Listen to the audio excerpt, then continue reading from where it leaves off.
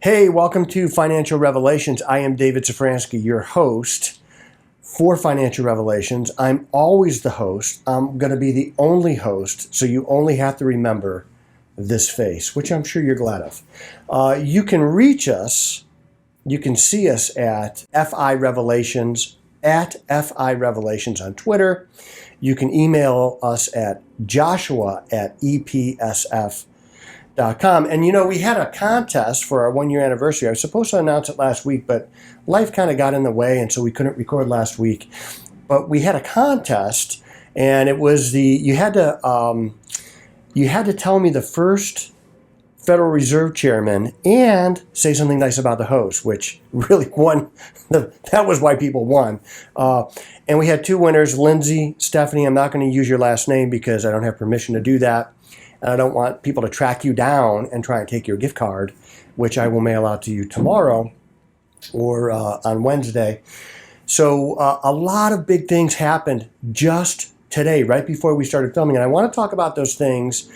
And I also want to do something that I know you're excited about. I want to give you my Christmas list. There might be somebody out there that wants to buy me a gift. I wouldn't blame you. I probably made you a lot of money this year.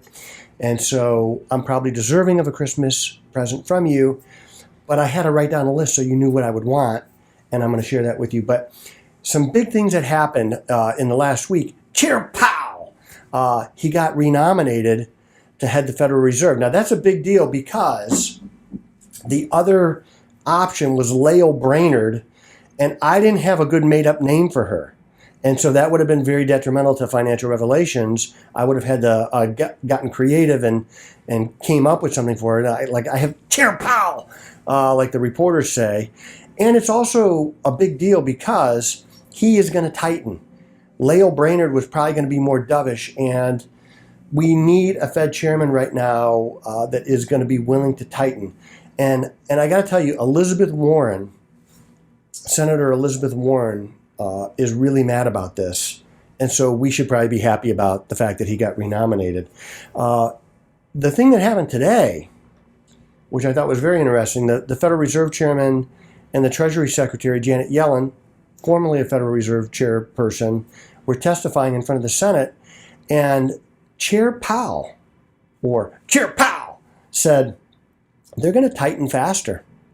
They're going to taper their bond purchases. They're going to be done in February, which means they're going to be set up for a rate hike in March, April, May, and it's coming. And he removed the word transient from his inflation talk. That's an admission that we have inflation. Now, I have said many times alarm bells ought to be going off at the Fed, and I think we know now today that alarm bells were going off at the Fed, and they are worried about inflation. If this Omicron variant of the virus keeps people at home, inflation is going to get much, much worse, especially with the bills they just passed, dumping more money into the economy. Remember, inflation at its heart, at the core, is just too much money chasing too few goods. So you have a lot of people staying at home, productivity is down, we're not making a lot of things, and you have the government funding everybody, which they had to do when COVID first hit. We had to, because we made people stay home. So you can't make people stay home and then take their houses from them. So we did a lot of things to inject money into the economy. Well, that's kind of coming home to roost. And the Fed is acknowledging for the first time in a long time that we have inflation. So those are big things that are happening right now. And the Fed is going to act. The Fed is on the path to acting. The Dow is getting hammered today.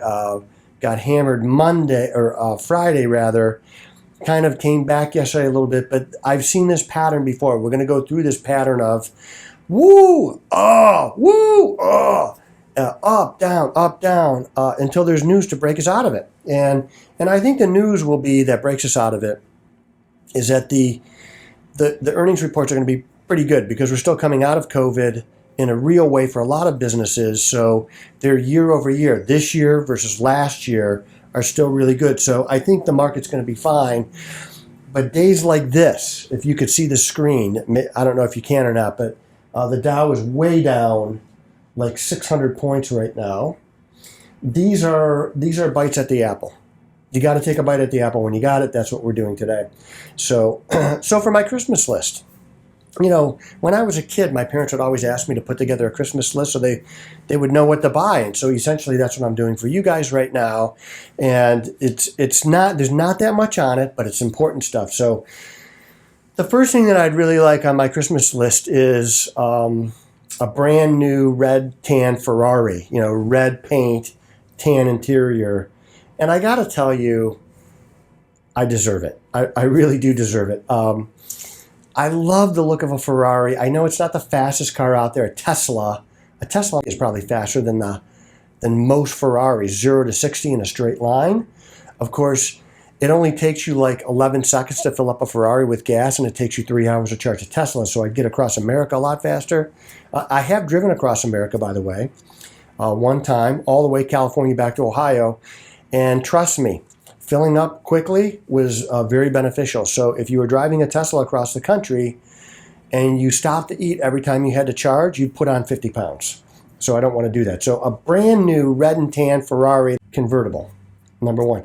The second thing on my Christmas list this year is I'd really like America's enemies to be terrified of us again. During the Trump administration, they were terrified of us.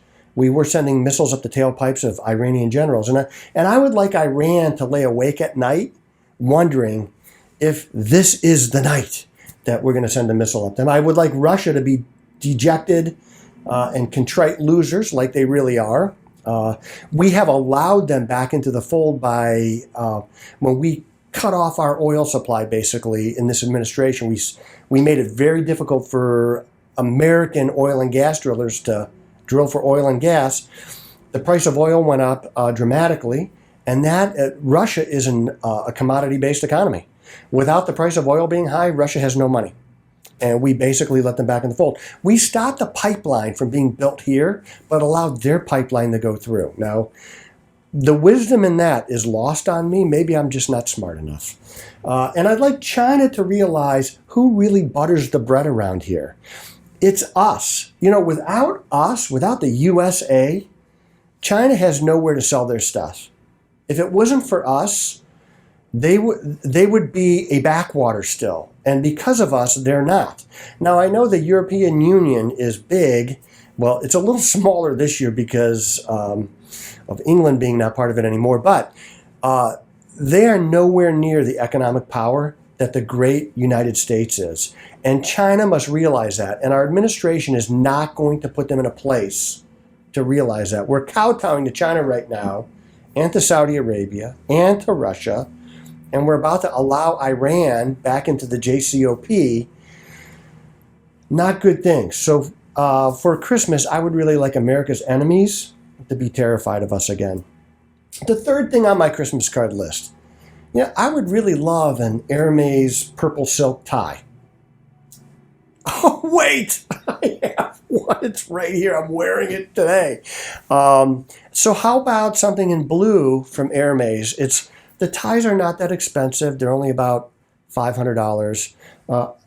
Small confession, this is not one of those. I have a really hard time spending that kind of money on a necktie. If you go to neckties.com, you can get them really cheap, and you can look by color and pattern and all that. And you could buy a $5 tie there. So if you're new to business, if you're just starting out and you want to look good, you do not have to spend thousands of dollars on clothes. Use the internet. This is probably a $15 tie. I'm totally fine with that. I have some more expensive ones. But if you're just starting out and you need some clothes, email us, because I can tell you how to really get started. When I first started, I ironed my own shirts. Actually, ironing is really cathartic to me. I love doing it. Right before Thanksgiving, my wife brought up these table coverings, and she said, "Oh, they're all wrinkled." I'm like, I'll iron them. And it was really nice, actually. It took a couple hours to iron these things. It was very relaxing to me. I think I watched a football game while I was doing it. The fourth thing that I'd like for Christmas, and this is really important to me, I'd like the climate change, global warming hoax to be exposed for what it really is, a money grab by scientists. And why they want to do this, the planet is not warming anymore at all. In fact, It's stayed stagnant or gotten colder in a lot of places. And that's why they had to do away with global warming and call it climate change, because it didn't explain colder weather. This is right out of Fifth Avenue, New York. It's a manufactured crisis that isn't happening. And what we're doing right now is we're putting people out of work in America, and China and India and Pakistan and other countries. They're going to pollute 10 times as much. They're going to use every bit as much coal or more. And we're really punishing Americans for something that isn't really happening anymore. When I was in college back in the early 80s, late 80s, they were worried about the climate cooling. If the climate had cooled 1 more degree, we weren't going to be able to grow crops north of the Mason-Dixon line. Of course, that never happened. And the worst predictions rarely ever happen. It's always something in the middle. So the next thing that I'd really like for Christmas is I'd like socialism's philosophy of shared misery to be replaced once and for all with the prosperity and compassion, yes, compassion of full-blown capitalism. There is nothing more compassionate than capitalism. Capitalism has taken more people out of poverty, created more charity than any system ever. It really allows government to be out of the mix and people's good-hearted nature to be in the mix. And there is a biblical call for capitalism. There's a book called The Biblical Call for Capitalism. It's an easy read. It's a short read. You don't need an economics degree to read it. I think you should read it. I want you to read it. And I have it I didn't pull it out. It's on my bookshelf over there. But for the next broadcast, I'll give you the author. But the prosperity of capitalism, and capitalism is compassionate because what it does is it allows you to be rewarded for your great ideas. That's compassionate. And then what you do is you say, well, you know what? I'd really like to help the next guy. And that's what you do. So you give back. That's the compassionate version of capitalism. And that's what we practice here. And that's what I want you to practice. So socialism is really a philosophy of shared misery. Everybody suffers together. I don't want to do that. I want capitalism. The next thing that I really would like for Christmas is dress socks. I'm a little low on dress socks. I was pulling them up and they rip at a certain point. You know, if you pull too hard, and I only got like 4 pairs left, so I'm running low. Now look, not too thick on the material and not too thin. I don't like them too thin because I live in Cleveland. It's cold right now. I need a little material there, so dress socks would be nice. And the last thing that I really want, and this is also a very compassionate thing, is I want America's oil producers putting OPEC in their place.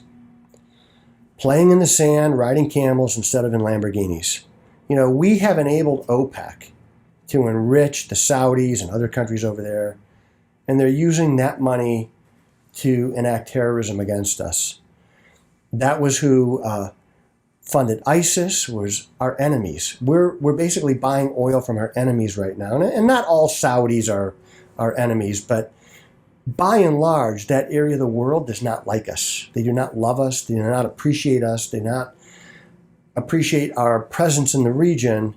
And, you know, it's not going to be Russia. It's not Saudi or anyone else that is going to be the world's oil producer and natural gas producer. It's going to be America. And we were on our way to doing that, and this administration has yanked it away from us. And they're putting people out of work in the oil fields. They're crushing hopes and dreams because they want to switch over to all electric vehicles. Well, that's not going to happen in our lifetimes. The electric grid is not set up for it. We don't have the power. We have rolling blackouts in California now. Imagine if every citizen of California was charging their car on a daily basis. There'd be rolling blackouts every other hour. Nobody would be able to drive. So they're trying to transition us away from fossil fuels.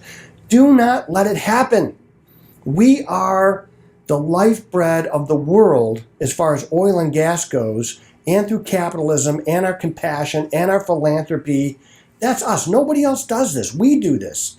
That's why this is the greatest nation that has ever been. And we're going to continue to be that. We're going to get through this. There's going to be a power change next November, and we're going to be back to drilling, and you're going to see oil prices come back down because there are some people in politics that understand this.